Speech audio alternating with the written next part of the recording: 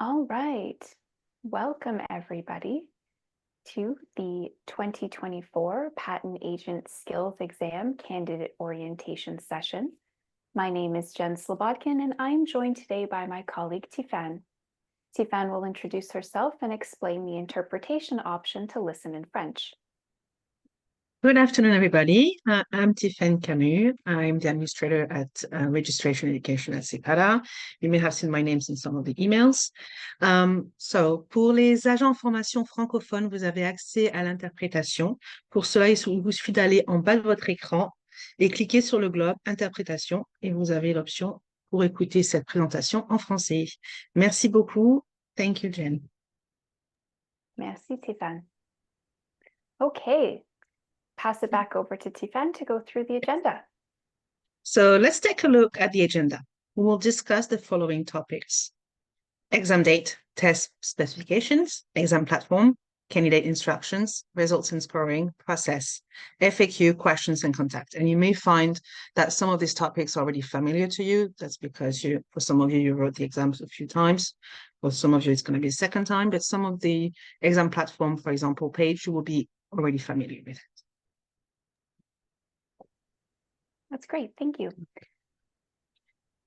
Right. So exam date is as you already know, the exams are divided into consisting of two components.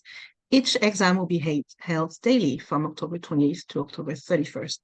And the exam will take place each day from 1 p.m. to 4 p.m. Eastern Time.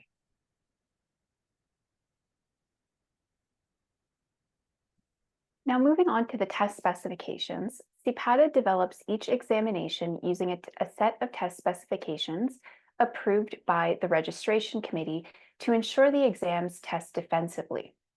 The test specifications, which you can find on our website, outline what an exam will measure in terms of content domain, which includes areas and weights, as well as guidelines on how the content will be measured. Such guidelines are expressed in terms of structure, so the test specifications provide information on format, length, and cognitive level, and context, and that means the circumstances in which exam questions are framed and that can influence their interpretation. The content weights for the qualifying exams were each set by a group of practicing agents with guidance from a psychometrician, and the psychometrician is an expert in assessment. These weights were informed by the average criticality and importance ratings from the large-scale competency validation survey that was administered in September of 2022. The recommended content weights were presented to the registration committee for approval. The patent agent skills exam is completed over 4 days, as Tifan explained. Each day tests a different component. Both components A and B of Part 1, so days 1 and 2, October 28th and 29th this year, cover drafting and strategy. These are the components being written on October 28th and October 29th. Part 2, Component A, covers prosecution and a little bit of validity and infringement.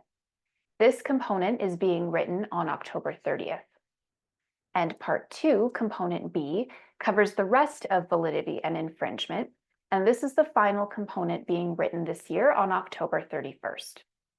Components A and B of Part 1 are scored together, and components A and B of Part 2 are scored together.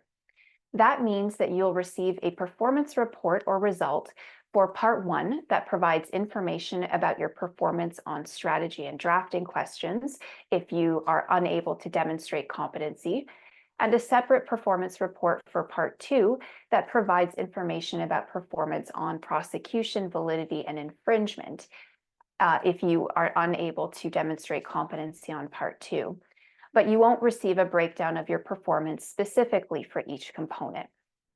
The examination uses a limited open book format with electronic access through the exam platform to the Patent Act and the patent rules.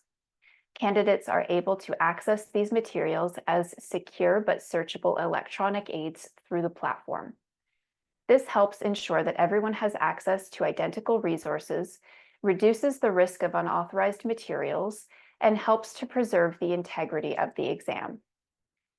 Each candidate is permitted to bring 2 pages of blank paper or lined blank paper and 2 writing utensils, such as pens or pencils, to each day of the examination if they wish to do so. Candidates who opt to use scrap paper will be required to destroy the paper in front of the proctor at the end of the exam. The electronic notepad will still be available in the exam aid section of the platform, and the ability to jot notes down on the scrap paper is helpful to facilitate cognitive processing, reduce memory load, and support accessibility. So candidates will not be able to bring their own exam aids to the exam. Unlike previous years, you are not allowed to bring your own version of the Act and the rules. The only versions that will be available for you are within the secure browser of the exam. And the materials will also not be printed for the exam or emailed to candidates ahead of time. All of the exam materials will only be available through the secure browser. The examination is being administered using the same computer-based platform that was supported by Paradigm Testing, the same platform that you wrote the knowledge exam on earlier this year. The examination is remotely proctored. It's a very similar process, if not the same process as was used for the knowledge exams, using live proctors from Monitor EDU. French-speaking proctors are available upon request. Please contact the registration department as soon as possible to arrange for a French-speaking proctor if that's something that you wish to have. Here are the requirements for taking the exam. The specific technical requirements are available in the instructions and protocol guide, which is published on our website. In order to complete the exams, you will need the following: a laptop or desktop computer, the most recent version of the secure browser. Note, there are French directions located at the bottom. Please scroll to access them if needed. You will also need a mobile phone running at least Android OS 6.0 or Apple iOS 12.0M with a functioning camera and microphone. Google Meet app downloaded to your mobile device. A steady and reliable internet connection. Wi-Fi will be required for mobile streaming with a minimum upload speed of 1 megabytes per second. A 6-foot extension cord and phone cord. The phone stand or something to prop mobile phone on. Government issued ID, candidate ID, which is provided on your confirmation of exam registration issued by CPATA, which should be sent in the next 2 days, right, Jen? That's actually going to be at the end of next week, I think. Okay. And finally, a quiet venue. You must be alone in the room.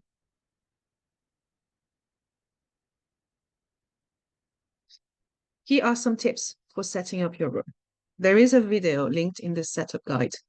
Please keep these things in mind when setting up your testing environment. There should be adequate lighting. Walls should be blank.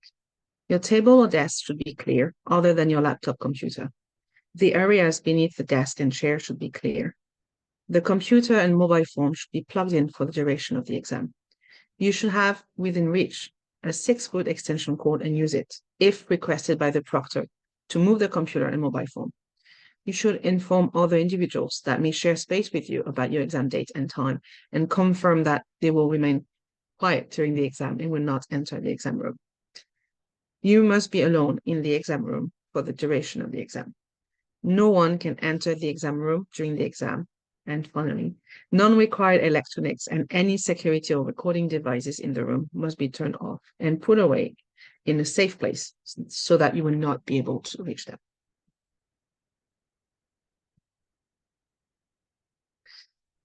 So, proctor page. So you'll see connecting with the proctor to test the exam platform is now a mandatory requirement. This is true even if you have previously tested before. The live proctor check-in instructions are provided in the instructions and protocol guide. If you do not participate in this process, any request to nullify an exam attempt for technology-related reasons may not be approved. Proctors are available 24/7. You will be able to test your computer system and ensure everything works properly before the exams are written the following week. This is not a full mock practice exam. You will only be presented with the published practice exam questions, again, to give candidates more familiarity with the platform and what to expect on exam days. The instructions for connecting with a proctor for the check-in are published on our website. Thank you, Tifan. I'm going to go through a couple of the things that you're going to need to test during the live proctor check-in week. And I just wanted to reiterate, it is October 21st to the 25th. So not next week. It's usually we have that the orientation the week before the check-in, but just for scheduling reasons this year, it's just in a few weeks' time. So the 21st to the 25th is when you can sign in with a proctor, same like you did for the knowledge exam. And it is mandatory because we have had a number of administrations where a handful of people do not go through the live proctor check-in.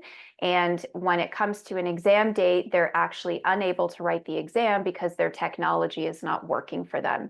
And that's really unfortunate for them, particularly because this exam is not going to be offered again for another year. So it's really important that you're able to test your functionality and make sure that all of these different things are working for you during the live proctor check-in week. So during that week, you're going to connect with a proctor. So that's something that you're all familiar with doing because you've written the knowledge exams. Then you're going to launch the secure browser. And it's really important to note that there is a new version of the secure browser that you need to download and install to replace the old version that was used for the knowledge exam. So you can't use the same one that was used before. You have to download the new one and try launching the new one. And it's because the search functionality is a little bit different on the new secure browser, and you will not see that functionality on the old version. So it's important that you download the new one.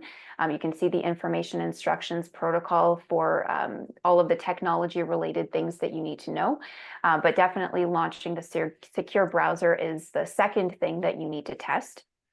You need to try typing into response boxes. So the computer system I'll go through a little bit later in the presentation will launch the samples that are on their website right now, just so that you have a look and feel for what to expect. But it's very specific. The cursor has to be in the top left-hand corner of the box in order for you to actually be able to start typing. And when you're in the middle of exam stress, sometimes you don't realize that you're clicking in the right place or not.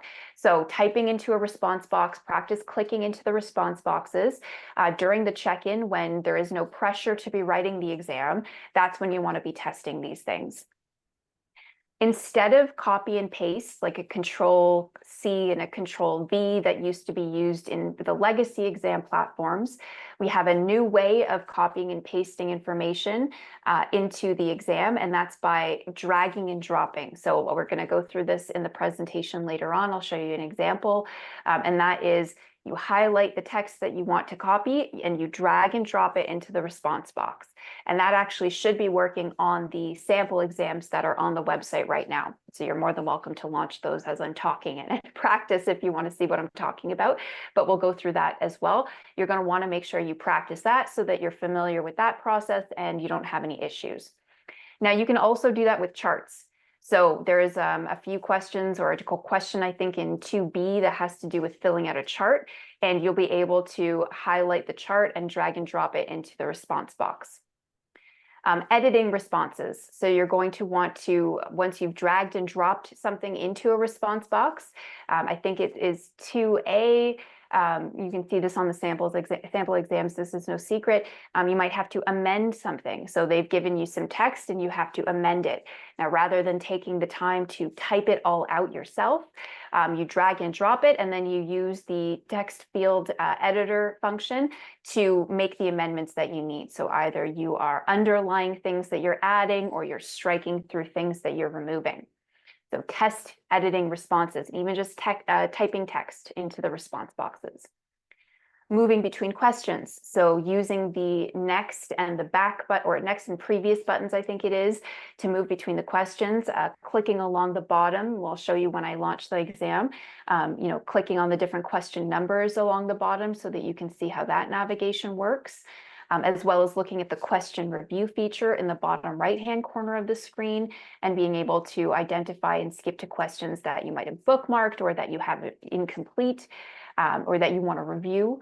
So there's a lot of different types of ways to move between questions, and I want you to be able to test each one of those. So in case for whatever reason, if something happens on exam day and one of those navigation options is not working for you, you know all of the different ways to move between questions.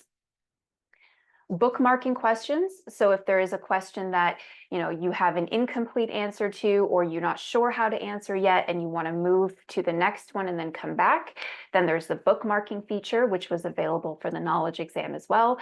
And that just gives you a very quick list of all the questions you might have highlighted or flagged for yourself to go back to. Definitely practice the font size change, the highlight and strike through functionality. They might work for you on the test exam, which is not on the secure browser, but then when you actually go to use them on the secure browser, for whatever reason, it's not working. And so definitely want to make sure that you're testing these things through the live proctor check-in to make sure that that's working for you. And then accessing and searching in the exam aids. So there's a slide a little bit later on in the presentation where we go through the two different ways that you can access and search the exam aids. So make sure that you test both of those types of search functionalities to make sure that they work for you. Spoiler, Control F is not one of those. So if you try to use that and it doesn't work, it's because it wasn't programmed to work consistently with that functionality. So there's two different ways that you'll need to use the search function. And I alluded to it earlier when we were talking about the new version of the secure browser. So these are the things that you want to test during the live proctor check-in. This will alleviate a lot of stress for you on the exam days. Okay, again, I don't think I have to repeat myself there. Test your equipment, do this ahead of time. Do not do this on exam day. You do not want the stress of having to try to troubleshoot some kind of technology issue while at the same time you are trying to prepare for the exam. ID. So Tifan mentioned there's two kind of types of ID you need to have with you. You need to have your government issued ID that has your photograph on it, and this allows the proctor to confirm that you are the candidate that should be writing the exam, and your candidate number, your candidate ID. So this is a unique number that we assign to each candidate for the exam administration that makes your exam submission anonymous for marking purposes. So it is not your CPATA ID. Your CPATA ID is public information that's on the website. It is how we identify you as an agent, but your candidate ID is a 4-digit number that we're going to assign to you and that you're going to find in the confirmation of registration that will be sent to you. I believe it is at the end of next week. I'm almost 100% sure, but you will get a registration confirmation emailed from me. It's a PDF letter, same like you had for the knowledge exam, where it lists your candidate ID, if you have any accommodations, which language you're writing the exam in, if you've consented to release your results to anybody, kind of summarizes your registration. And if there's any issues or inaccuracies that need to be fixed when you get that, then let us know and we'll fix that for you. But that's where you find your candidate number or your candidate ID. Now, on exam day, it's really important that you connect with a proctor beforehand. So if you don't actually connect with the proctor by following the instructions on our website, you're not going to be able to access the exam. I've had a couple people in the past email me when the exam has started saying that they're still waiting for the exam to be sent to them, and they haven't actually signed in and connected with a proctor. So there's not going to be any mechanism for that to happen if you actually aren't signed in and connected with a proctor first. They have to go through their whole security check and room check with you before they will actually release the exam codes and everything that you need to log into the exam. So first and foremost, log in with a proctor, connect with a proctor. You can start doing that around 12 p.m. Eastern Standard Time or Eastern Daylight. I think we're still in Daylight Savings Time, whatever before the time change time it is, but 12 o'clock, you can start signing in with them. And they're going to be helping a few people at a time. So if you don't like to wait, if you're an anxious person and you just want to make sure you're all signed in and good to go, then the earlier the better. But definitely try to do that before 12:45 so that everything is kind of ready for you to go and you're able to start the exam as soon as possible. So the proctor will go through the registration process. They will check your ID, they will do the room and the system check, and they'll provide you with login information. It's important that you connect with a proctor before the exam time starts. And as I said, proctors are often assisting more than one candidate log into the exam. So to help ensure that everyone starts at around the same time, it's helpful to connect starting around noon and no later than 12:30, 12:45. All of these instructions are provided in the instructions and information protocol guide that is up on the website. And I'll show you where to find that on the website as well. On exam day, you're also only allowed to have a few things with you, really. You can have your scrap paper and your writing utensils. You also have your mobile phone with you to do the Google Meet recording process with the proctor, but you're not allowed to have anything else with you.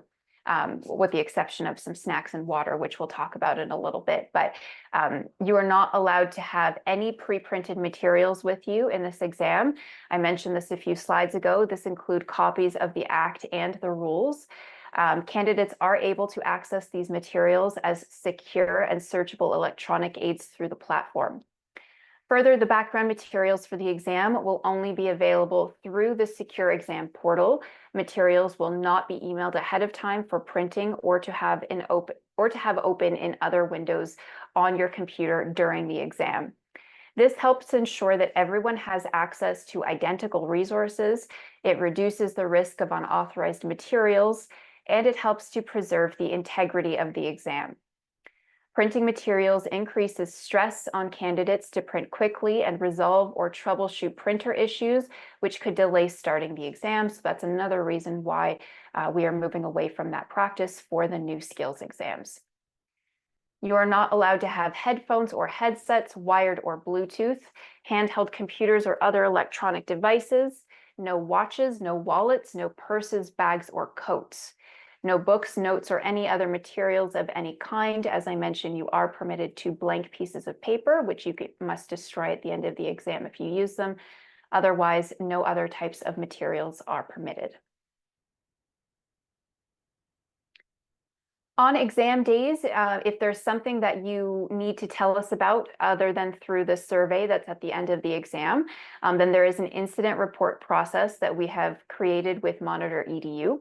They use Google Meets to support their proctoring services, and that will allow the exam sessions to be recorded. The recordings are saved with Monitor EDU for a finite period of time. Therefore, if something occurs during your exam that you think we need to be aware of and that you think we need the recording for, you need to send a request to schedule at monitoredu.com with your name, your candidate number, and the date of the exam when the incident occurred to request that they share the exam recording with us for further investigation. These requests must be submitted to Monitor EDU prior to the release of the exam results. Snacks and water, so you can have a drink with you, but it must be in a clear vessel, a clear bottle, a cup, a glass, etc., with no labels. So if you have a bottle with a label on it, you have to remove the label. You may also have snacks with you, but they must be in a clear Ziploc style bag so that the proctor can see what is in the bag. Please tell the proctor at the beginning of your exam when you're checking in that you'd like to have snacks or water with you so that they're aware. You will receive an email confirmation as well from Monitor EDU about a week before the exams that will provide you with the protocol for exam days and some system setup information, which you should already be familiar with because you've done the live proctor check-in. Earplugs. If you wish to wear earplugs during the exam, they need to be new foam earplugs that are still in the package. Candidates must open them in front of the proctor. Candidates must advise CPATA if they wish to use earplugs prior to the start of the exam so that the proctors can be informed. Jewelry. So to support the integrity of exam security, you'll be asked to remove any jewelry before the exams, such as earrings, necklaces, bracelets, etc. Given that this is a closed book exam, you cannot have any other materials with you, as I mentioned before. You can only have the scrap paper, and that is because of exam integrity and exam security issues. Use of multiple monitors. We've had lots of people ask this question in the past. Candidates can only use one monitor at a time. but they may choose which monitor they use if they use multiple monitors. So for example, I have my laptop connected to a larger monitor. If I am able to set up the exam and the exam secure browser will work with only using my larger monitor, then that's fine. You can have the other one shut off or something draped over it so it's not available for you to see, but you can only use one monitor at a time. The secure browser will not let you open multiple, have multiple monitors in use. Bathroom breaks. Time is not added back for bathroom breaks, but they are permitted. The exam is only paused or time is only added back for those who have approved accommodations. When a candidate leaves the testing area for a bathroom break, proctors will perform another security check when the candidate re-enters the testing area. Candidates who are absent from the testing area for an extended period of time, for example, longer than a couple of minutes, or who take frequent breaks are flagged for exam security. If exam security issues are detected, the candidate's exam attempt may be invalidated and further action may be taken. Technical issues. In the event of any technical issues, candidates must get the proctor's attention. This will allow the candidate to communicate with a proctor who will then assist them. Time is only added back or the exam is only paused if the issue was beyond the candidate's control. All right, let's have a look at those additional information. So you have a maximum of 3 hours to complete your examination. All exams will be submitted 3 hours after you have started your exam. It is your responsibility to ensure that your environment is adequate for testing. The examination is being displayed in the language of choice you selected on your registration form. Please answer in the official language of your choice. I think we had a question about that last time, Jen. So if someone chose to write in English, can they answer a question in French and vice versa? Yep, and the answer was yes. So even if you choose to write in English, but you want to respond to a question in French, then you are more than welcome to do that. Thank you. Computer problems, internet-related difficulties, and connectivity issues, including problems resulting from a power outage, should be directed to the live proctor during the exam. As this is an individual examination, you're strictly forbidden from consulting any other individuals or materials. Late start any time missed due to late start, which was not attributed to a technology issue, will be deducted from the total examination time. Read the questions carefully. Exam aid translations. A PDF of the French version of the exam has been included as an exam aid in the platform. You can review the French questions using that PDF if needed throughout the exam. And for those writing in French, that will be in English in the exam aid in the platform. Exit survey. Upon submission of the exam, you will be presented with a link to an optional survey that asks about any issues you may have experienced during the exam. To complete the survey, click on Survey on the submission page. A new window will open with the survey questions. Please complete the survey and click Submit. Once the survey has been submitted, close the survey tab and then click on Close on the exam submission page. Note that once your exam has been submitted and you're presented with the survey page, you will not be able to go back into the exam. The system will ask you to confirm you wish to submit your exam before the submission is made.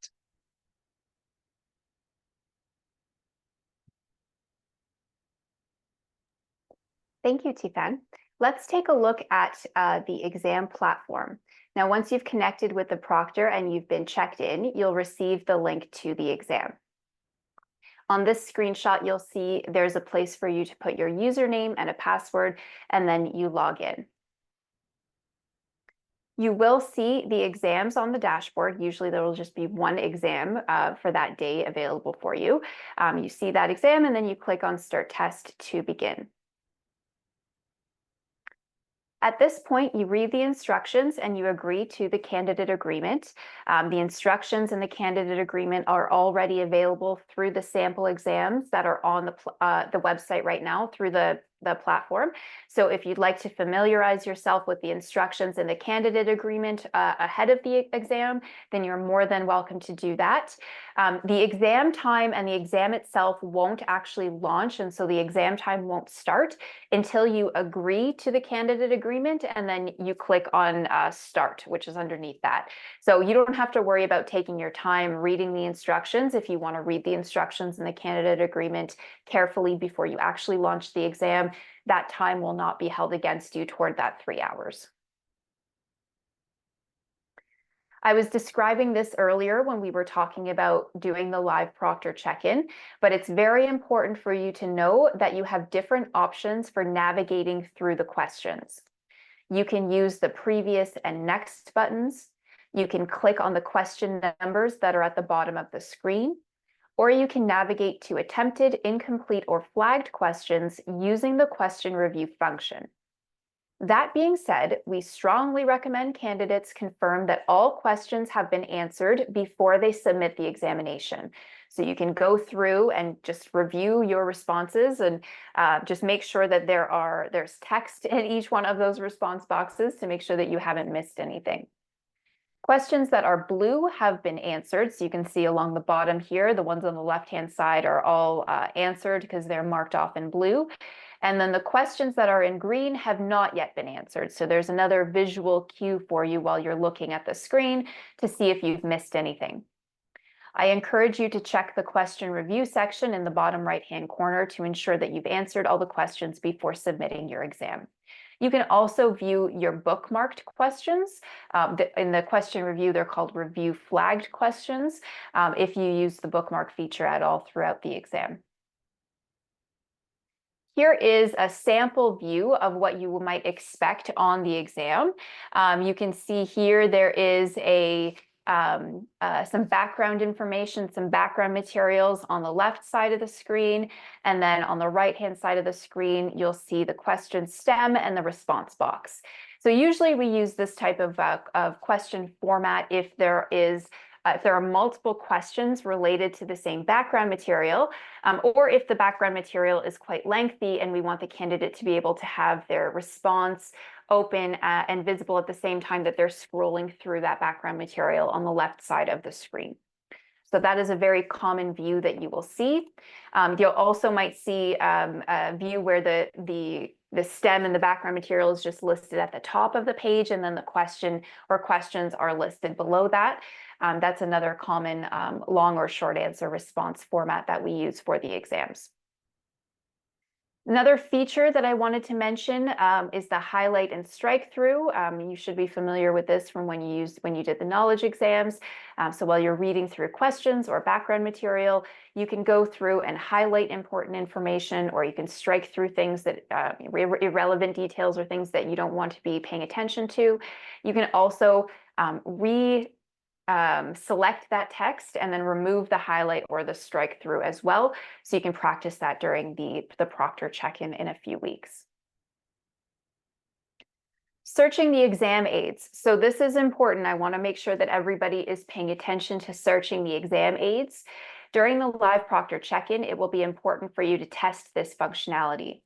We've added a link to our website with a short video demonstrating how to use the search functionality on the secure platform. Please do not try to use Control F. The secure browser is not set up to process this function consistently. So on the exit survey for some of the trademark agent skills exams that we held a few weeks ago, people were indicating that control function, Control F, wasn't working, and that's because that's not what we told you to do to search the exam function or the exam aids. So it's really important that you either use the table of contents with the example of the act and the rules, and you can click on the section that you wish to jump to, or there's a little magnifying glass icon that will be available in the secure browser. And if you click on that and then type in the keyword that you want to search, then you can search through the exam aids and the exam that way as well. So it depends on what you're looking for and what you need to find. But those are the two ways that you can search in the exam aids during the exam. The other thing I mentioned was testing drag and drop functionality. Some of the questions on the exam will require you to edit existing text or complete a chart. To make this process easier, you can now drag and drop the text you want to edit into the response box by following these steps. So you select the text that you want to copy as if you were going to highlight or put a strike through it, and drag and drop it into the top left-hand corner of the response box of the question that you're answering. We'll go through an example of that when we're actually showing you the platform at the end of the presentation. The second step is to edit as needed according to the instructions. So you'll be able to use the bold or italic or underline or strike through or bullet points or whatever you want to use in terms of editing that. And you'll be able to do that once you've dragged and dropped the text into the response box. Now, it's important to note that this functionality only works for long answer questions. It does not work on the short answer questions, and you'll be able to know which one is which by the type of response box you see. So if it has all of these text editing features at the top of the response box, then the drag and drop should work and you shouldn't have any problems. If it is a short answer response, then you don't have any of these text editing functionality and you will not be able to drag and drop. And so we've only set this up for the questions that you would need to use it for.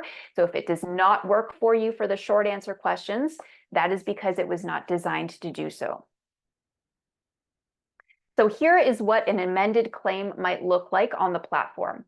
You'll see that I use the strike through and underline functions in the text editor to demonstrate my changes in accordance with the instructions. You'll need to use these functions for your answers so that the exam markers can easily identify your changes. So for here, you can see I've dragged and dropped part of the claims that I needed to edit for this question. I've just highlighted for you so you can see what functions I've used here. But you can see that I struck through the first section of this sentence, and then I underlined a different section, so that represents the text that I've removed and the text that I've edited. And doing it that way, so using those two functionality to identify what your amendments are how the exam markers are going to know what you've done. So don't use a different kind of legend to identify what your changes are. Unless you very explicitly write in your response box, I am using bold for this and something else for that. I don't recommend you do that, though. I recommend you follow the instructions that we've provided to make it just very clear and simple and straightforward for the exam markers to know what exactly you've done so that they can mark your responses accordingly. Some of the questions for part 2 will require candidates to complete a chart. And you can use the same functionality to copy the chart into the response box and then complete it there. All you need to do is select all of the columns and rows in the chart that you want to copy and drag and drop it into the top left-hand corner of the response box. You can see I've done an example here. Then you can proceed with clicking into the cell you want to edit and then adding your text. We'll show you an example of that when we're going through the sample exam as well on the website after the presentation. Now, I want to go through a couple of troubleshooting items so that you're aware of what to do if any of these things happen to you before the exam, and there's a lot less panic if you're prepared and you know what the protocol is. So if you have a power outage, and a power outage is a sudden loss of electricity that interrupts the exam delivery or causes your device to shut down. If you lose power and the device shuts down, you need to first and foremost remain calm. If the computer is off, then the exam timer will automatically be paused. The candidate should get the proctor's attention to let them know what has happened, and then they will guide them on what to do next. Monitor EDU will escalate the issue to CPATA, and we can talk about backup locations or options if the power is not restored right away. And I am actually available through the exam every single day when the exam is written through a separate meeting with Monitor EDU and Paradigm to be available to troubleshoot and help out with any issues that candidates experience at the time and to authorize adding time back if needed. Network connectivity issues. So problems with internet connectivity that prevent test takers from accessing the exam platform or cause the exam to freeze or disconnect. If a candidate has internet connectivity issues, then you'll need to get the proctor and let them know right away. The proctor will then ask the candidate to restart the computer. While this is happening, if the candidate has access to the internet router or modem, then they'll need to restart that as well. If the issue does not resolve itself, Monitor EDU will again escalate the issue to CPATA, and we'll talk about if there's any backup options that are available depending on what the timing is. Technical issues and software malfunction with the platform. Issues with exam software, such as errors, bugs, incompatibilities, or crashes that interfere with exam delivery or prevent test takers from progressing through the exam. If a candidate experiences any of these issues, then they have to contact the proctor right away for troubleshooting assistance. Remember, if you experience any issues at all, you need to get the proctor's attention so that we can troubleshoot and add time back as needed. Tifan will now explain how to do that. Thank you, Jen. If you need the proctor at all during the exam, please say your name and raise your hand and wait for the proctor to connect back through audio with you. Proctors can manage more than one test taker at the same time, so if it takes them a minute to respond, it could be that they're assisting another test taker. If they do not respond, please pick up your phone and wave at the camera, or hold your phone so they can see that you need something. Please do not disconnect from the video chat without talking to the proctor first. Thank you, Tifan. All right, now let's talk about results and scoring. There is no single method to determine a defensible pass mark for all tests or all purposes. Different methods are suited to different circumstances. As a licensing body, CPATA needed to select an approach to standard setting based on the purpose of the examinations, which is to assess entry-level competencies, as well as how closely the method aligned with assessment goals. For a high-stakes licensing exam, in other words, a test with important consequences, such as whether or not you'll be allowed to register or apply for a Class 1 license, the selected standard setting approach should relate to the purpose of the exam, be appropriate to the level of complexity of the competencies being assessed by the exam, be appropriate to the specific format of the exam, so multiple choice versus performance-based, be supported by research supporting its use, and for practical reasons should reflect the availability of resources. In 2023, the Registration Committee approved two methodologies which are used on the new examinations to determine the pass marks. So for the knowledge exams, they used a modified Angoff study approach.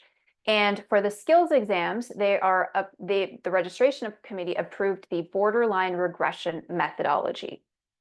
The borderline regression method allows the pass mark to be set using test performance from all test takers, not just a subset from the borderline test taker group. And it's particularly suited to small-scale assessments because it uses data from all examinees in the derivation of a cut score, as opposed to only borderline examinees. Consistent with other high-stakes exams, the minimum standard will be determined through a systematic standard setting process that will involve a panel of markers who are considered experts in the field. Markers will evaluate each test taker using a standardized marking guide and then provide an overall impression of the test taker's ability using a rating scale.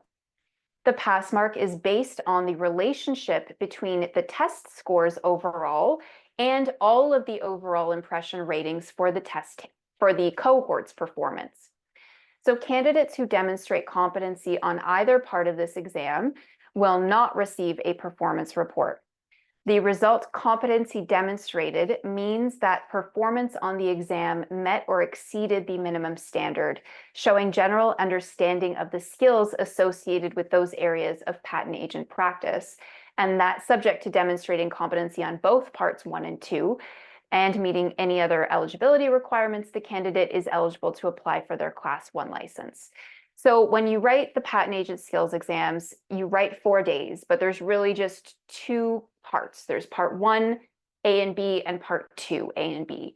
And so if a candidate demonstrates competency on one or both parts, then they're just going to get a letter that says, Congratulations, you've demonstrated competency on part 1 or part 2. The candidates who demonstrate competency on both parts are then eligible to apply for their Class 1 license. Candidates who do not yet demonstrate competency will receive a performance report, which outlines their performance. The results, competency not yet demonstrated, means that performance on the exam did not meet the minimum standard. The candidate did not yet prove a sufficient understanding of the general skills associated with patent agent practice. The candidate may have gaps in their understanding of key skills, and this result suggests that the candidate may need further preparation and study before attempting that part of the patent agent skills exam or engaging in patent agent practice.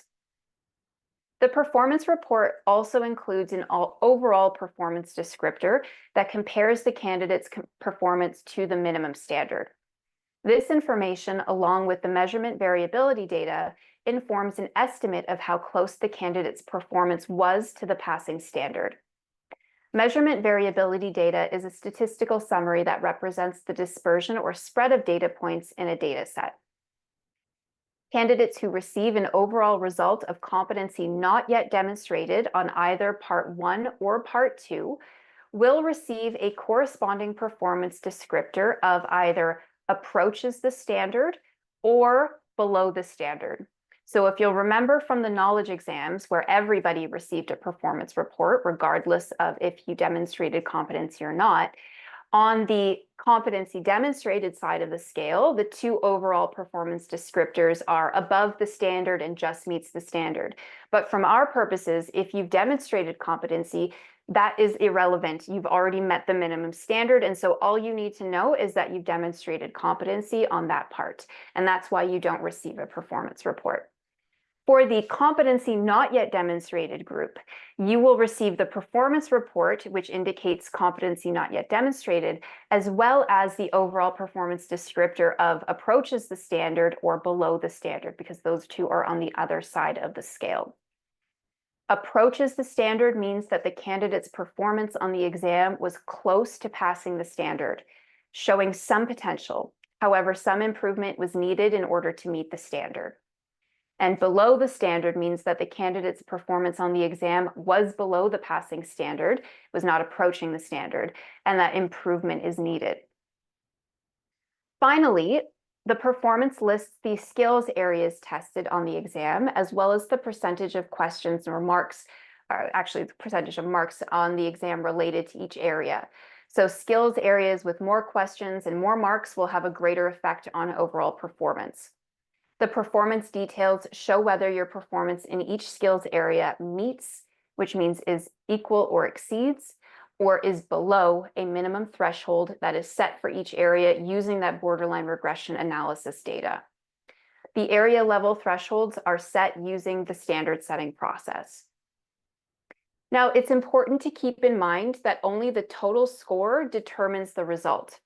There isn't a separate pass mark for each skills area. There's no separate pass mark for drafting. There's no separate pass mark for strategy or prosecution or validity or infringement. So stronger performance in one area can offset weaker performance in another. Keep in mind that the area level results are based on fewer questions than the overall result, making them less reliable for predicting future performance. For this reason, the meets or below insights should only be used to help candidates better self-assess their skills in these areas, not as a definitive statement of their ability. Now, we understand that test takers are used to seeing specific scores on the exams, and that these scores provide a tangible measure of performance. However, the primary purpose of our qualifying examinations is not to rank order test takers, or to precisely measure their depth of knowledge or skill. It is to determine whether a test taker has achieved a certain level of competence, the entry to practice level.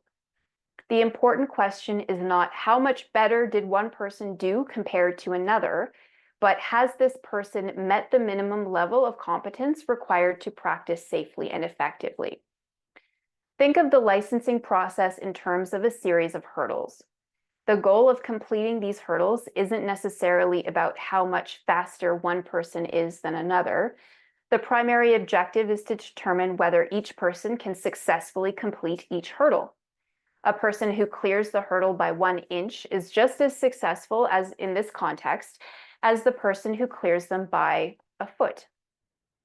In a similar vein, our qualifying exams work more like a series of hurdles rather than a race against other competitors. As such, the score isn't as meaningful as the overall decision of competency demonstrated or competency not yet demonstrated.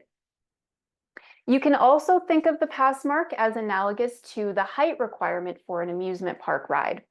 When you approach a ride, there is a sign indicating a height that a guest must be, this tall in order to ride. The point of this measure isn't to see who's the tallest, but to ensure that everyone on the ride meets the minimum height for safety reasons. Similarly, our exam isn't about who achieves the highest score, but whether each candidate has reached the necessary height or level of competence to practice the profession safely and effectively.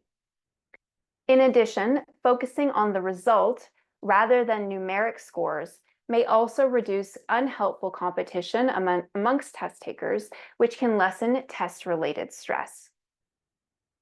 Our goal is to ensure that each licensed individual is qualified and competent.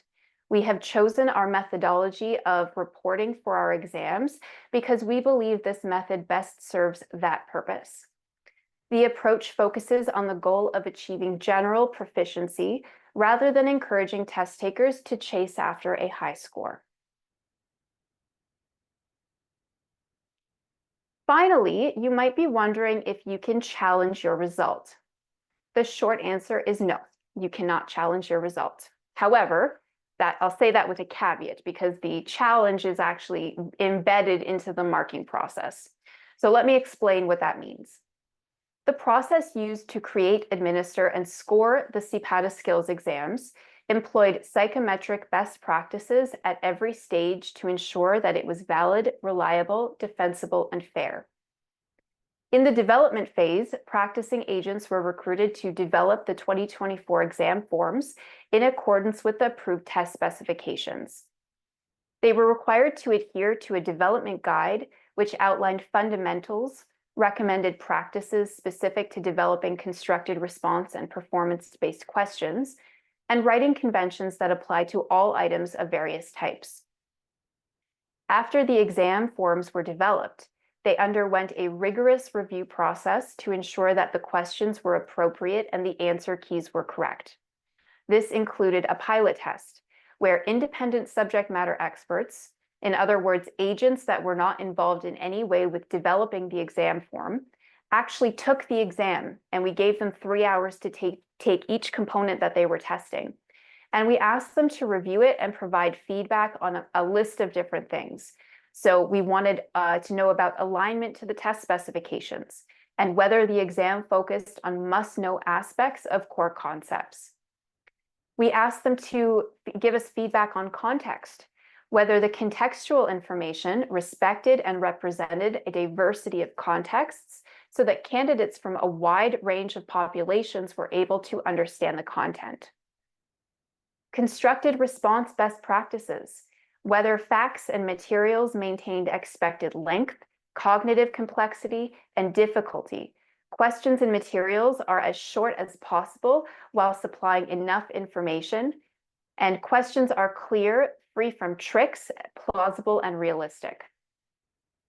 We also asked them to think about time, whether candidates can actually complete the exam in the 3-hour time frame. And we did that pilot, and I'm glad that we did because we had to make some adjustments to the exam forms to ensure that candidates were able to do this exam in the 3-hour time frame. So we did think about that, we did test that, and we made some changes as a result of that testing.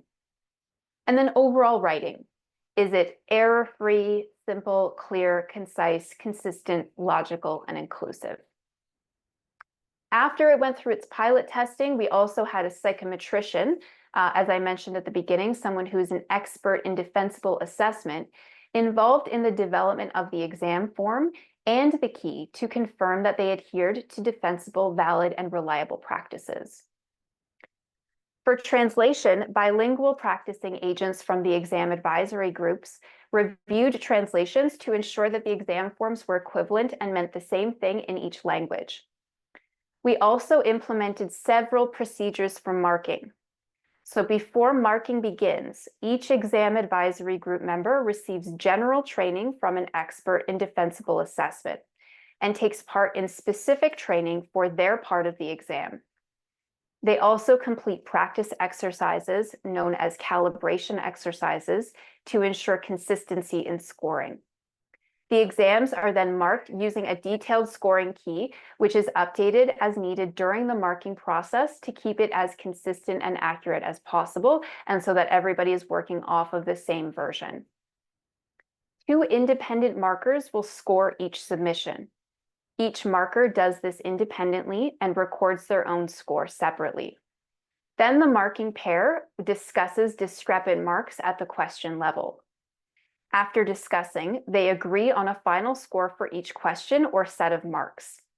Before finalizing scores, each exam is checked for errors, such as missing scores, incomplete rating scales, or any data entry mistakes.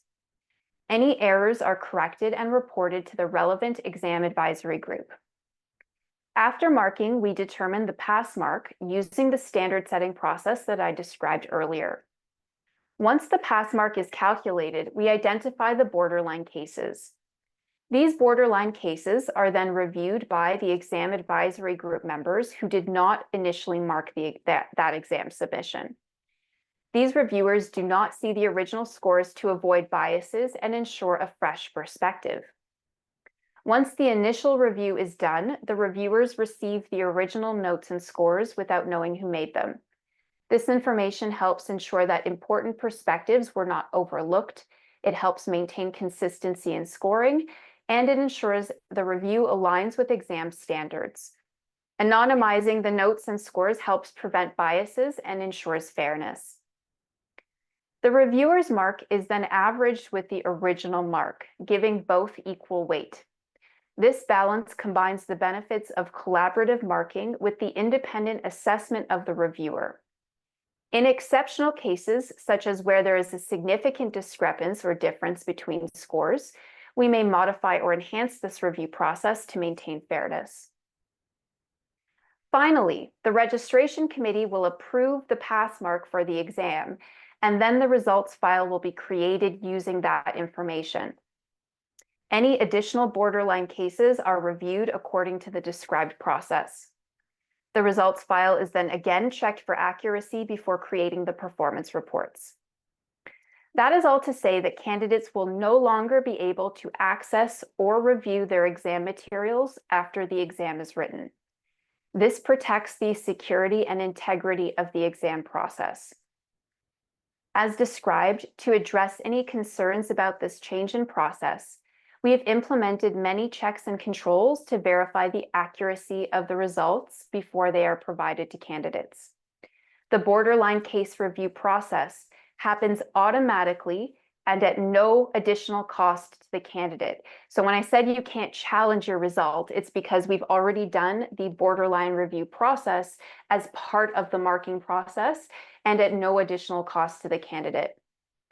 The streamlined process for scoring and borderline case review preemptively addresses any concerns about the accuracy of the results and removes the stress and financial impact of the recorrection process from candidates, as each recorrection request for a component of the skills exam would cost $500 plus taxes, and we would not be able to give you access to your materials to make any submissions to support your request.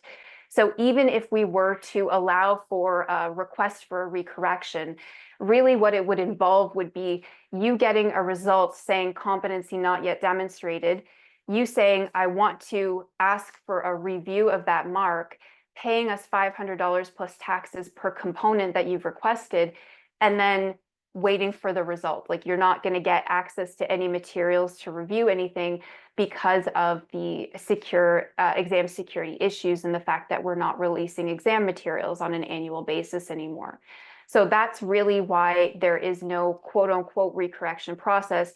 It's been internalized so that you don't have to bear the burden of the stress of receiving a result that might change after the borderline case review process is implemented, and all of the financial impact that would go along with requesting a review. Now let's talk about number of attempts.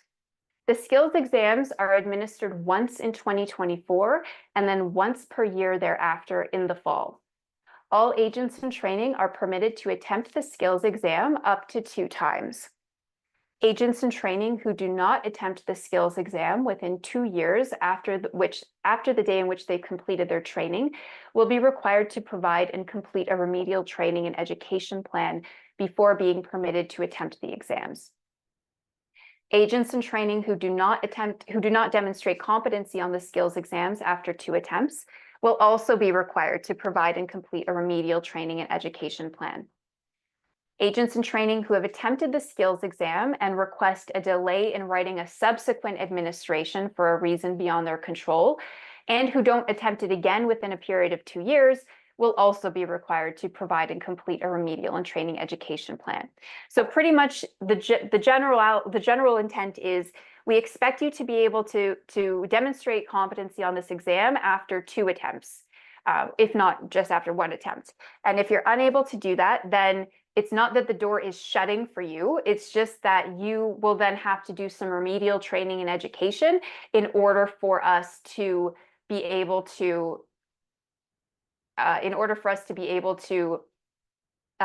allow you to do the exam again. And that's because we want to make sure that people are actually doing something to help prepare themselves for the exams if they're unsuccessful with them. And that will get people through the licensure process a lot faster than maybe through the legacy process.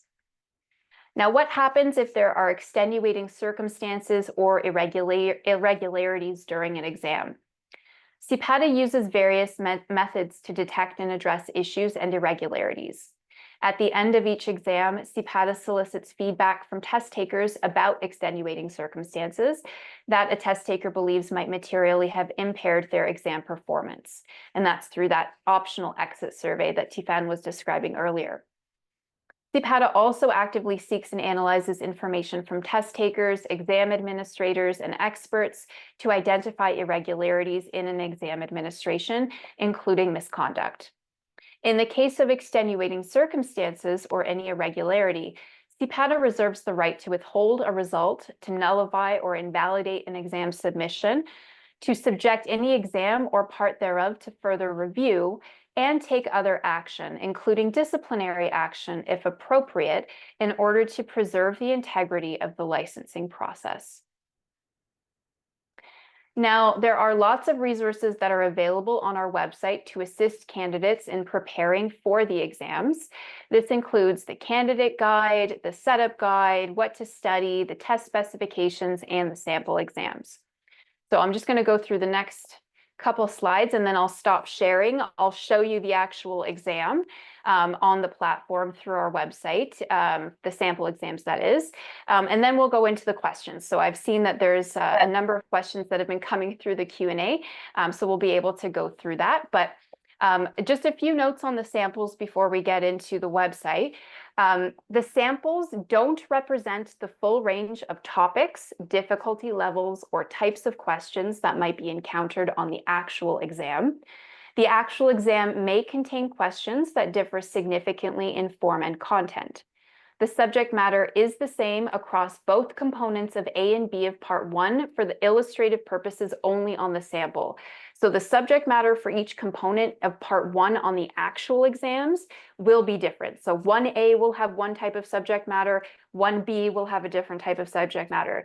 Just for the purposes of the sample exam and for illustrating what each part looks like, the same example was used. So you will definitely see different things or different subject matter on the exams for the actual exams. Similarly for Part 2A, while that sample exam contains multiple devices in different technology areas, the actual exam is targeted at one general technology area. So I just wanted to clarify a little bit about the sample exams because we did use content from previous legacy exams in order to kind of build them into samples so that you can kind of have an illustrative idea of what the exam might look like in the new system. Tifan? So if you have any questions regarding the platform Monitor Edu, so you can email them at schedule@monitoredu.com. You can also speak to a live agent. And if you have any other question, you're not sure who to email, if you're not sure if you need to email us or email Monitor Edu, just email us or call us. And we share the mailbox, so we see your emails, but we reply as soon as we can. Usually we're really quick at replying to emails when it's related to exams, because we know how stressful this can be. But do not hesitate.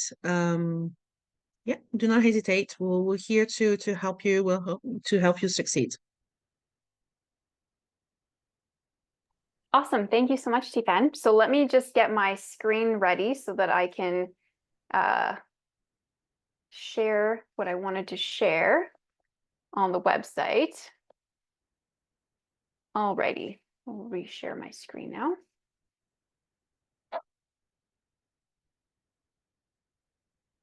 Okay. Maybe I can remind during when you share your screen. Yeah. Yes, the webinar and the copy of this slide, they will be available on our website. Yes, I thank guess you. by tomorrow or then today. Yeah, within the next couple of days, we'll have both the Yes. copy of the slides and a recording of this webinar up on the website so that people can refer back to it if they need to. Good point. Thank you for reminding me of that. Okay, so you should be able to see the website right now. I have the website up and I'm just under the information section here.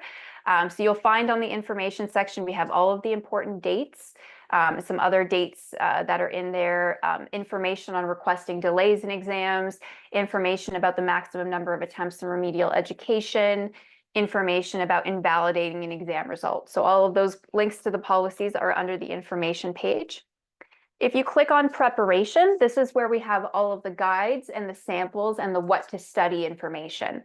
So you'll see we have the knowledge exam candidate guide, the patent agent skills exam candidate guide, the exam instructions and protocol guide, and the searching exam aids video that you can watch. In terms of what to study, we have prepared another one-pager that kind of combines the information, to make this a little bit bigger, combines the information from the test specifications with the information from the competency profiles. So you can see the test specifications say that 33% of the exam, part 1 of the exam, spread over 1A and 1B, has to do with strategy.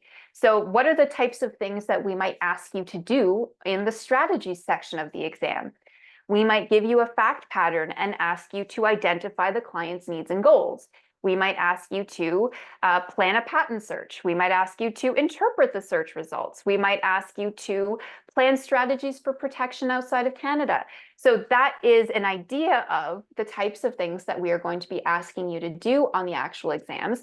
And we have this for each of the different areas. So for drafting, it's approximately 67% of part 1. For prosecution, validity, and infringement, it's approximately 40%, 30%, and 30% respectively. So this document is available on the website. The test specifications are also available. So I'll just pull up part 1 test specifications. You can see I took screenshots of this to put on the actual webinar slides, but it shows that same percentage breakdown. So 33% of marks for strategy, 67% for drafting. It's 3 hours on each day over 2 days, the format and the length, and the cognitive level, etc. So all of those test specifications are available on the website.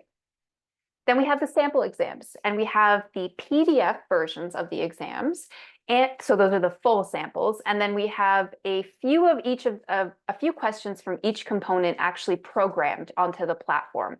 So I will open part 1, component A, sample exam. You can see that this is, what it will look like on the actual exam, like the PDF itself. This is what it'll look like. You'll see all the different questions.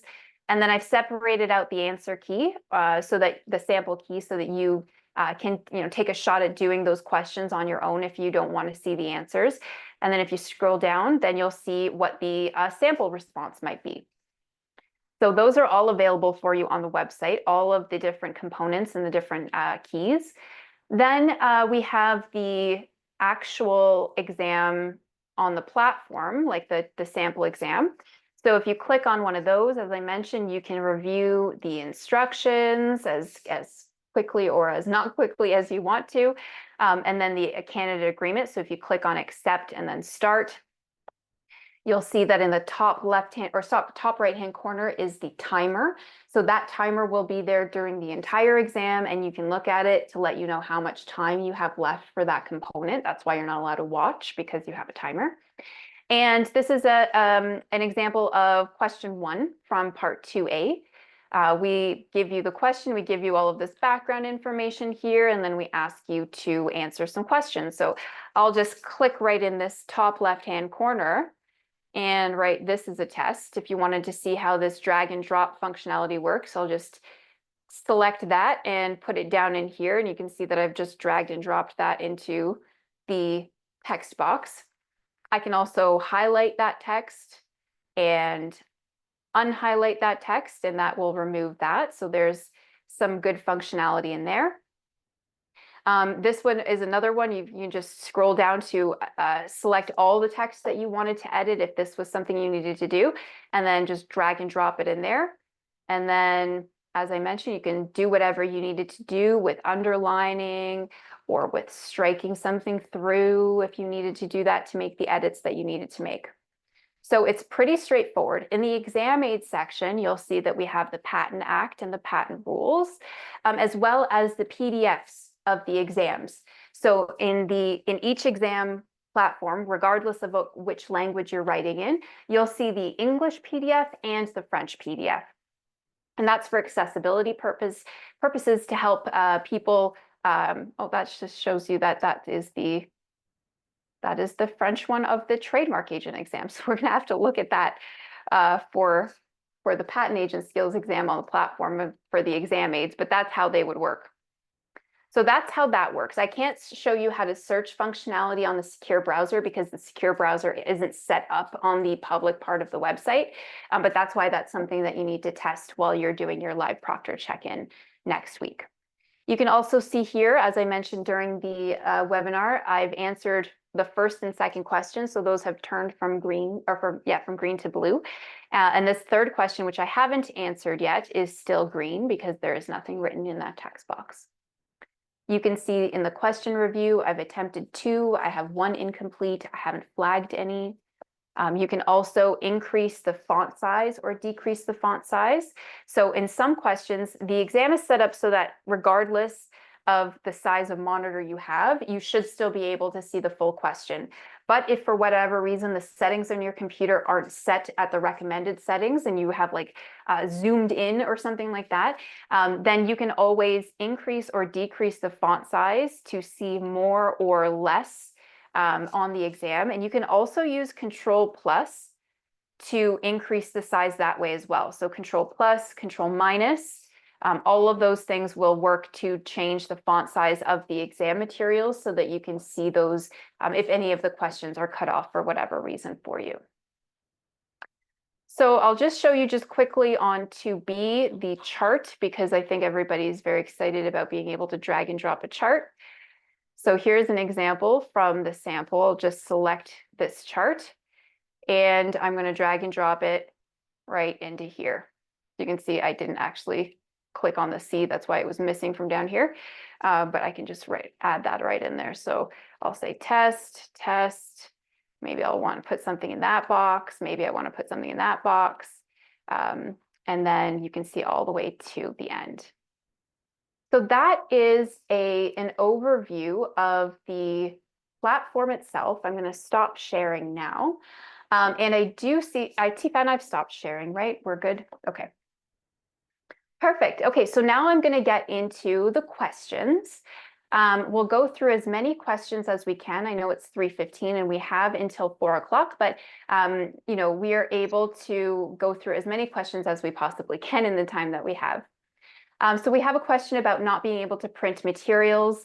And so no, nobody's able to print in materials. There's no pre-prepared materials that you're allowed to have on this exam. Also no dictionaries. That is not something that is permitted, as that is an exam security issue. So as part of the pilot testing process, they were supposed to be looking at language and things like that to make sure that everybody should be able to understand the exam questions and the terminology that's used without having to rely on a dictionary. Someone else is indicating that during the knowledge exam, they were asked to not sign in before. I have clarified with Monitor EDU that you are permitted to start to log in with a proctor an hour before the exam is supposed to start, just in case you're nervous and you want to make sure everything is working.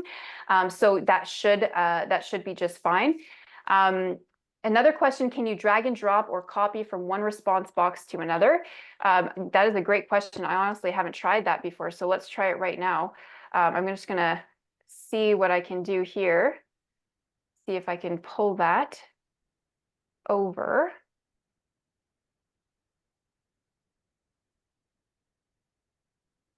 Yes, you can. That worked for me just right now. So I didn't share my screen, but I just did it on the public part on the platform, so you should be able to drag and drop between.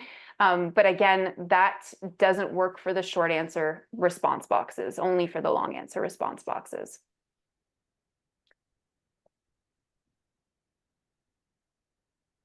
Okay, so we have another question about the candidate ID. So their candidate ID is only 4 digits.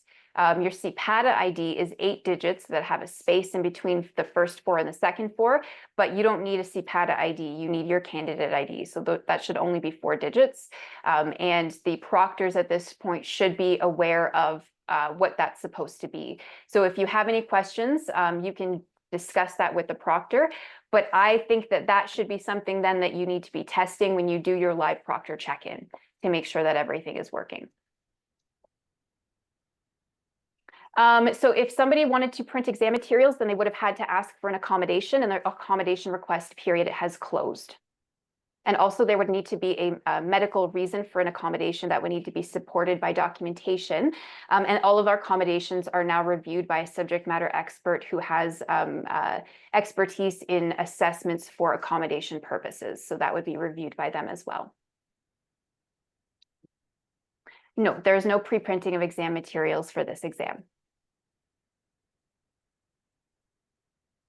So there is a question about the legacy exams and how there were some formatting issues with cut and paste, but I think with the drag and drop change in process that issue has been resolved.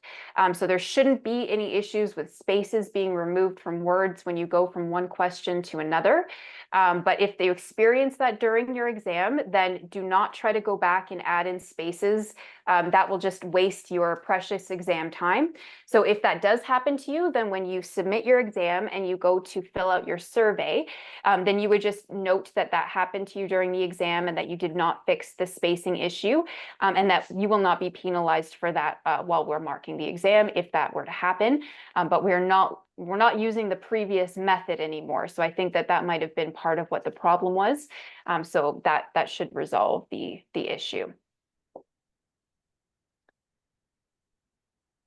So in terms of copying within a response, both, for example, amended claim language that you want to use as a reference, you might have to just copy and paste it from the background materials multiple times. I don't think that you can actually copy and paste from within the same exam, within the same exam response box multiple times.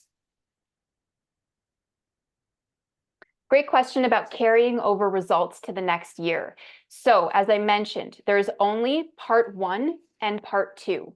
There is no separate result for 1A, 1B, 2A, and 2B. So you can pass part 1, or you can pass part 2, or you can pass both parts.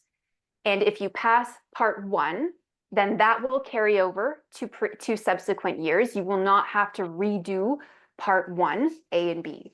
Same with part 2. If you are successful with part 2, A and B, then you can carry forward that part to subsequent administrations. But you would not be able to take, like, there's no separate result for 1A and 1B. It's kind of an all or nothing situation for those two sections. So it wouldn't be that you carry forward 1B and 2A. It would be part 1 or part 2. Oh, exam results. So that's a great question. Because we have built in the borderline review process into the initial correcting phase, then that has added another 1 or 2 weeks to the final result process. But in the long run, it still shortens the exam administration by a number of weeks. I'm expecting that because the exams are written at the end of October, then we need to have calibration. Then we need to have calibration meetings, and then we need to have the actual marking, borderline case review, registration committee approval of the pass mark, and then review of any additional borderline cases that are identified as a result of that meeting.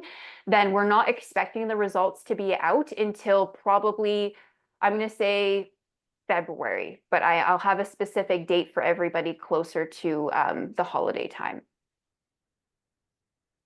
No, so in terms of monitors, only one monitor can be in use at one time. You cannot have a camera with one monitor and then another monitor in use. So if you have 2 monitors open on your desk, they'll actually tell you to put a sheet or something over the one that you are not using.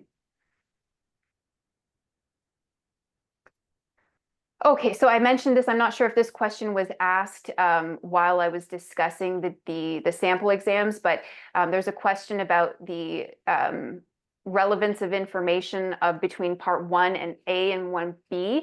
So the use of the same technology on 1A and B of the sample is just for illustrative purposes. So on the actual exam, part 1A will have different subject matter than 1B. And same with 2A and 2B. So even though on the samples, they're using the same invention or whatever it is, on the actual exam, it's not going to be that way. We just did that for illustrative purposes. So the actual sample exam questions and the sample responses provide a really good framework for you to understand how much detail needs to be put into your responses. So if a specific citation is required, then the exam question will ask you to make that citation to either the act or the rules, as it might be. If they don't ask for that, then that is not something that you need to include in your response. Question, how many people will pass the exam? That is a great question, and we're not going to know until the exam is actually written and we actually have the pass mark that's been derived. So there isn't a quota or anything like that we have in mind. There's no fancy special magic number that we are looking for. We want people to be able to demonstrate that they have entry-level competency to be able to practice as a patent agent. And if 50% of candidates demonstrate competency, then that's what it is. If 60% of candidates demonstrate competency, then that's what it is. If 80% demonstrate competency, then that's what it is. So really, we won't know how many people are going to pass the exam until the exam is written, until the exams are scored, until the borderline regression analysis is completed, and until the registration committee actually approves that pass mark. But similar to the knowledge exams, that pass mark is not going to be published anywhere. We'll provide information about the pass rate on the exam. So out of X number of writers, how many people demonstrated competency on part 1 and part 2. But we were not going to have any information available or public about what the pass mark for each exam administration will be. And the key thing to remember in one of the biggest differences between the legacy exams and the new exams is that the pass mark is going to be derived after every single administration for every single component of or every part of it, each exam. So the 2024 pass mark might be different than the 2025 pass mark, which might be different from the 2026 pass mark. And that is because the difficulty of the exam form is taken into account when the pass mark is derived. For scrap paper, so you're allowed any kind of blank scrap paper you want. So that could be like printer paper, just like a white 8.5 by 11, blank sides either way, or notebook paper if you prefer having lines on your paper for writing things down. You just have to make sure that they're blank. So you can use I was going to say slices like it's bread, 2 pages, and they have to be blank. That's the only thing that you need to know. And you can have 2 pages for each day. So like 1A on the 28th, you have 2 pieces of scrap paper that you destroy at the end of the exam. 1B the next day, 2 pieces of scrap paper. So it's not like you have to use the same 2 pieces of scrap paper for all 4 days. That is not what we want you to do. In paper 1A and 1B, same specification will come or different. I'm not quite sure what you mean. In terms of the test specifications, though, it is the same breakdown. So for part 1, in general, 1A and 1B, 33%-ish is strategy and 67%-ish is drafting. So it's not that 33% of 1A is strategy and 33% of 1B is strategy. It's 33% of part 1, which is strategy, and then 67% of part 1, which is drafting. Same with part 2. So for part 2, it is part 2A is the prosecution, and that's 40% of part 2 in general. And then 30% validity and 30% infringement for the remaining other sections of that.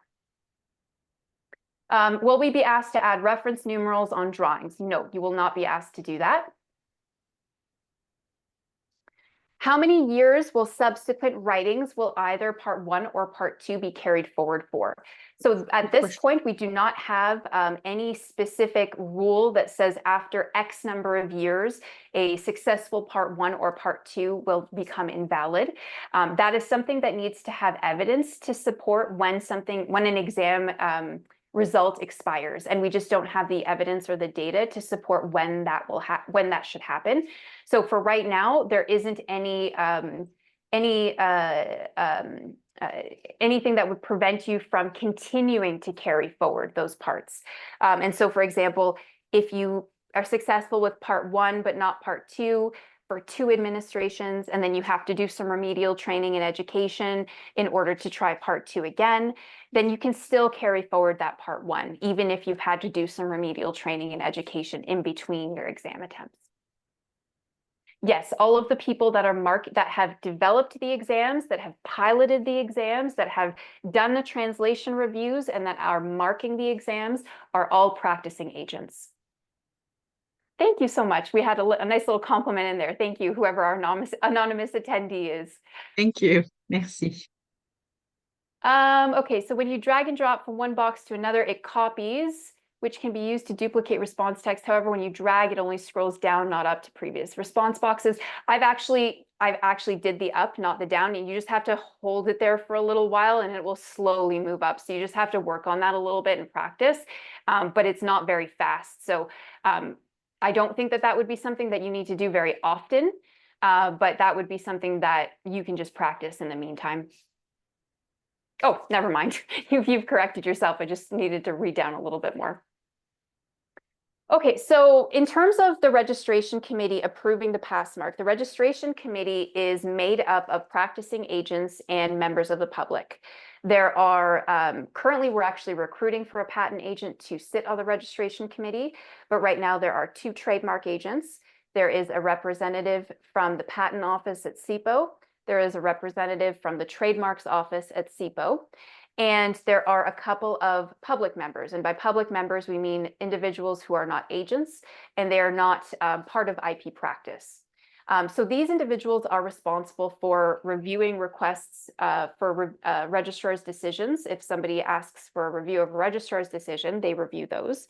And they're also tasked with approving the pass marks.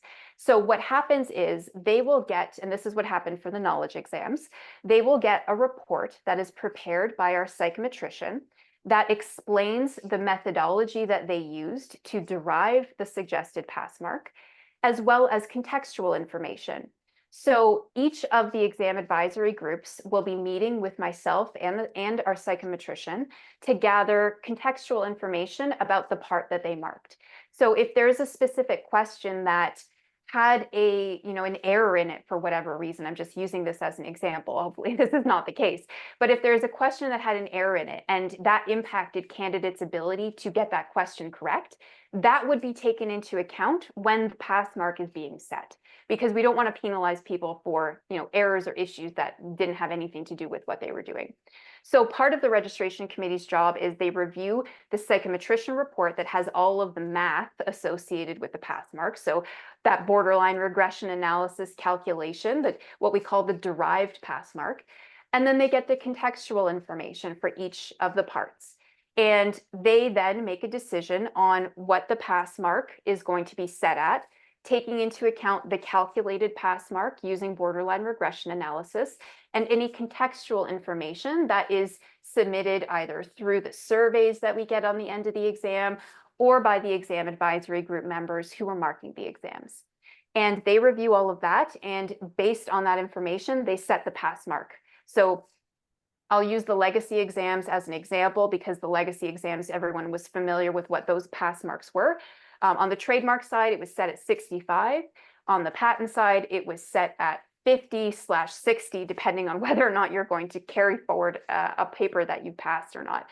So if the registration committee gets the report and based on the borderline regression analysis, that mark comes back for part 1 as 52 or 57.5 or 62 or whatever it is, then the registration committee gets that number. They see the impact information, so how many candidates are successful at that number, how many candidates are unsuccessful at that number. They get the contextual information, and then they approve what the pass mark is based on all of that evidence-based data.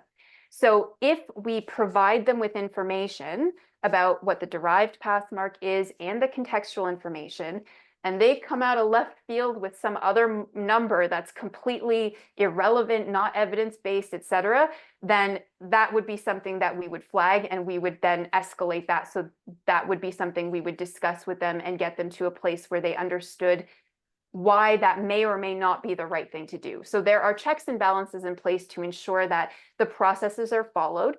They do have a little discretion, though, I will say, if it is set at, 65, if it's set at 64, if it's set at 63, because they get to take into account that contextual information. So that's really where their discretion comes from.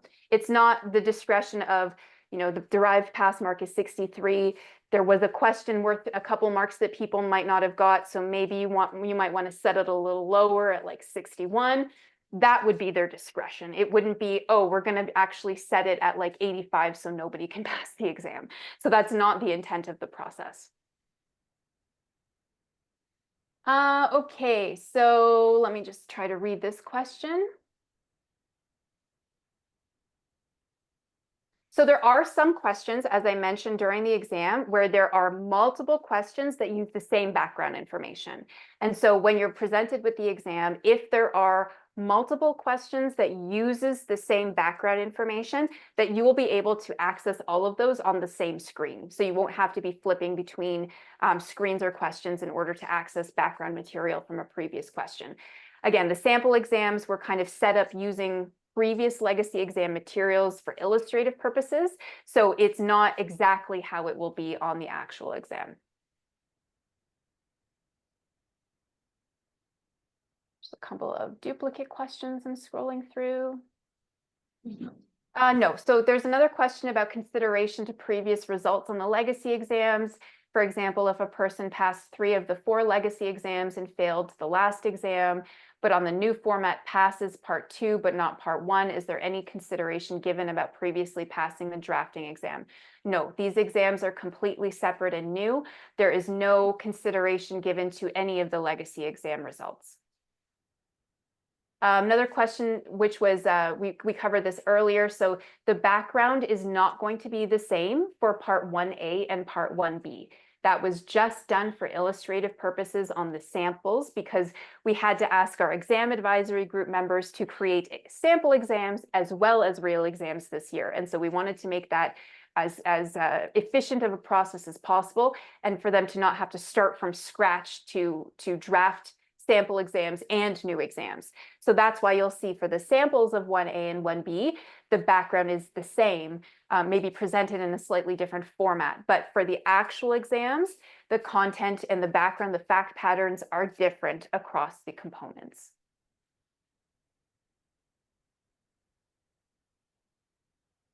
No. So another question is, will this year's exams be published as practice materials in time for next year? No. As I mentioned, none of the exams that are live exams that are administered for licensure purposes will be released at any time in the future. So the sample exams that are published right now are the sample exams and the materials that will be available for people for the next little while.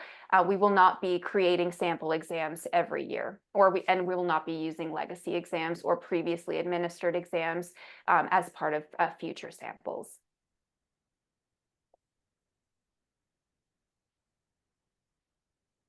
I'll take a break for some water. I feel like I'm talking a lot right now. If anyone has a question in French, just, write it down and I will translate it for you. Thank you, Tifan. And I know it's a lot of information that you were given today. So if you have any follow-up questions, email or call us and we'll do our best to reply. Yes, that is a good point. There is a lot of information in this presentation. A lot of it is also just linked on the website. So if you have a chance to go through the preparation piece on the website, then you might be able to figure out what some other questions are if you have them. And we are reachable pretty much all the time. So if you have a question, please send them to registration. Tifan and I are happy to help you, and we're happy to answer any questions that we can answer for you ahead of the exam. So exam payments mostly should be processed already. So if you were late submitting your exam form, like you submitted it very close to the exam registration deadline, which was I think September 20th, then it might be processed this week. I'm guessing that all of the exam payments will be cleared by this week. We have Vicky on the call. Actually, she processes our exam payments, so I won't put her on the spot, but I know she's listening. And so if there's any exam payments that haven't been processed yet, they will be likely done this week. If there were any issues with your exam payment, then we will contact you directly. So if there's a credit card issue or the credit card information is not working, what have you, you'll be invoiced and then you'll be able to log in and actually pay the invoice. And we will email you to let you know. Okay, so another question, sample exam part 1A asks to provide a summary of key considerations which should not exceed 500 words. Is there a word counter in the program? Yes, there is a word counter in the program, and no, it will not stop once you've exceeded 500 words. So in each of the long answer response boxes, we have set a huge word limit so that there's no possible way that a candidate can run out of space. We are giving you that word limit so that you know how much time you should be spending on something. We don't want you to be writing thousands and thousands of words when we really just expect a concise response, but you're not going to be penalized if you have 505 words or even 550 words. I would just caution you that the more you write for that particular response, then the less time you have for the other questions. So my recommendation would be to do what the question is asking you to do to the best of your ability. And then if you have time, then you can go back and go through your responses and revise them as needed. Is it possible to choose to write one of part 1 or part 2? No, for the first administration, for somebody's first attempt at the skills exams, then they have to attempt both part 1 and part 2 in the same administration. The registration and accommodation confirmations will be sent out in the next couple of weeks. I think it probably will be the end of next week. That's where I will have, get that PDF that explains what your accommodations are, if you have any approved accommodations, what language you're writing in, any consent things that you've included on your form as well. Again, so the responses are for illustrative purposes. They're not, specific to those exams themselves. So we just wanted to provide them for illustrative purposes. And again, the background material or the subject matter for the sample of part 1 and part 1A and 1B is the same, just for the sample, but it's going to be different on the actual exam.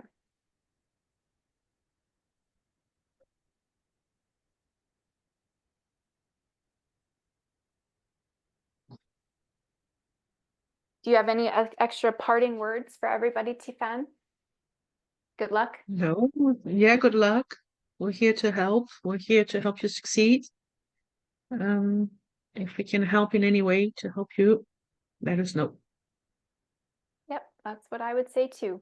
We we definitely want people to be successful. So if there are things that we can do to help you understand what is expected of you, or functionality on the platform, or if you can't attend the live proctor check-in during the live proctor check-in week and you need to attend it before or after, well, after wouldn't work because then the exam is the following Monday. But if you needed to attend it before, we will let you do that. Like, we will make it happen so that you have the same opportunity to be successful as everybody else that's writing the exam.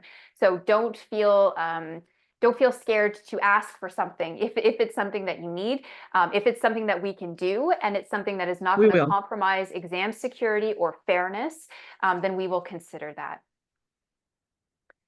In terms of years for carryover, as I said, we don't have that set out yet, because that requires some data and some evidence-based decision-making to determine, currency and degradation of skills. And so it will probably be on a case-by-case basis where, after X number of years, if somebody is no longer actively participating in the exam or licensure process, then that might be a reason for an exam attempt to be invalidated. But for right now, we don't have a time limit for how many years or how many future administrations a successful part can be carried forward. Yes, unfortunately, the exams did have to be scheduled the week of Halloween this year for many different reasons. Scheduling conflicts, lots of religious considerations needed to be taken as well. So I think that next year, I have them set a little bit earlier, hopefully.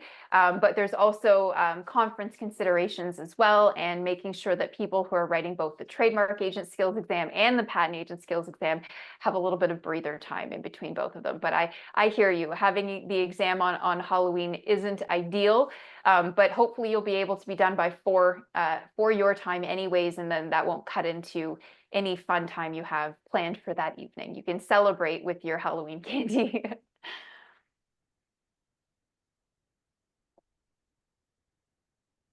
Another question about remedial training. So in terms of that, we don't have a policy or any guidelines set out for remedial education and training. We don't have anybody that's in that boat that would be required to do that yet. So in 2025, we will be looking at providing some additional guidance for what that might be. Oh, my cat is saying hello. And so that would pretty much mean that you're sitting there and you're having a conversation with your supervisor about some of your strengths and weaknesses and the things that you can do to improve your skills in the area that you might be lacking. So for example, if you're having trouble with the drafting and the strategy exam, are there courses that you can take? Is there any kind of one-on-one additional support that they can provide to you, or lunch and learns, or whatever it is? So you set up a plan with your supervisor, usually, if you have one. If you don't have a supervisor, then we can assist you with figuring out what that looks like.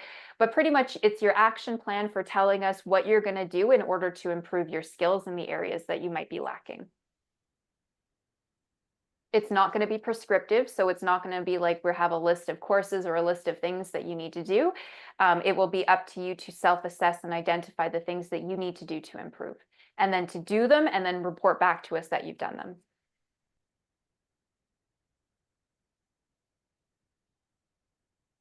Thanks, guys. I really appreciate it. I appreciate all of your engagement this afternoon and all of your questions. I always find that these sessions are very helpful for not just you, but for me as well, to understand where you're coming from, what some of your questions and concerns are. So thank you. I really do appreciate your time today. As Tifan mentioned, we will be uploading the recording and a copy of the slide deck, so you don't have to worry about frantically taking notes about any of these things. We'll have that available for you over the next couple of days. So thank you all. I think with that, we will end the webinar for this afternoon. Thank you again, everybody, and thank you to our wonderful interpreters and our operations director and our administrative coordinator for assisting us in all of our logistical aspects of today's webinar. Thank you all very much. Thank you, Tifan, wonderful co-presenter. And we will see you all very soon. Good luck with everything, and let us know how we can help you. Have a great afternoon, everybody. Thanks again. Thank you.